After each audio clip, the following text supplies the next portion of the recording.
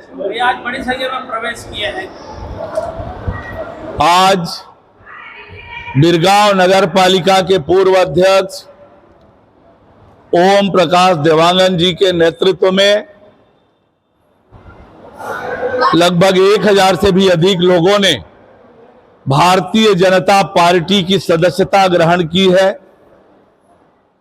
निश्चित रूप से ये भारतीय जनता पार्टी के बढ़ते हुए ताकत, बढ़ते हुए कदम का परिचायक है। इनके आने से निश्चित रूप से भारतीय जनता पार्टी को और मजबूती और ताकत मिलेगी और नवंबर में जब विधानसभा का चुनाव होगा, राज्य की अन्यायी, अत्याचारी, भ्रष्टाचारी, वादा खिलाफी करने वाली सरकार को उखाड़ फेंकने में निश्चित रूप से मदद मिलेगी। मल्लिकार्जुन खड़गे इसी महीने आ रहे हैं, भरोसे के सम्मेलन में वो शामिल होंगे कांग्रेस के। राज्य के कांग्रेस की सरकार ने पिछले 4.25 सालों में हर वर्ग को ठगने का, धोखा देने का काम किया है। छत्तीसगढ़ की जनता, छत्तीसगढ़ के हर वर्ग के लोग इस सरकार पर अब भरोसा करना छोड़ दिए हैं।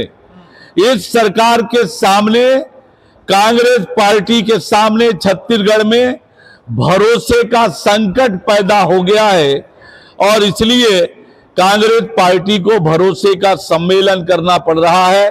पर छत्तीसगढ़ की जनता ने अपना मन बना लिया है, तय कर लिया है राज्य के इस कांग्रेस सरकार से छुटकारा पाने का। जूनियर डॉक्टर हड़ताल में अव्यवस्था फैली हुई है और लगातार सभी लोग हड़ताल में जा रहे हैं।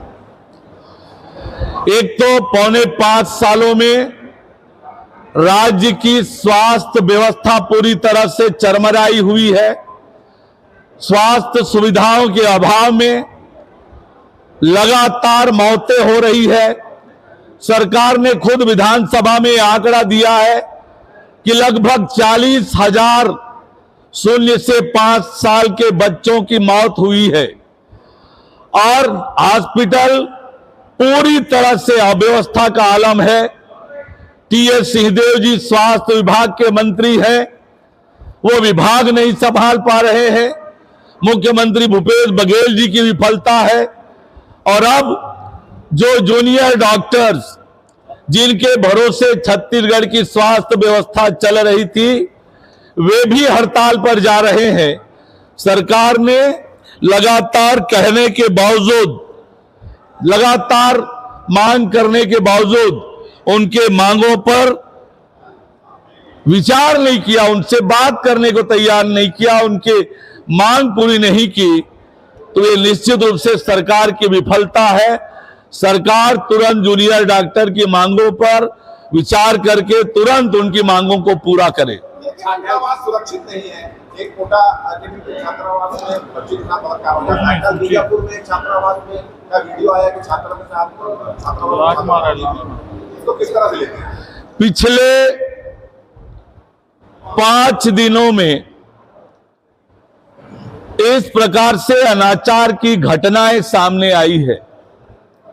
सुकमा की घटना से लेकर ये लगातार इस प्रकार से 7 घटनाएं आई है।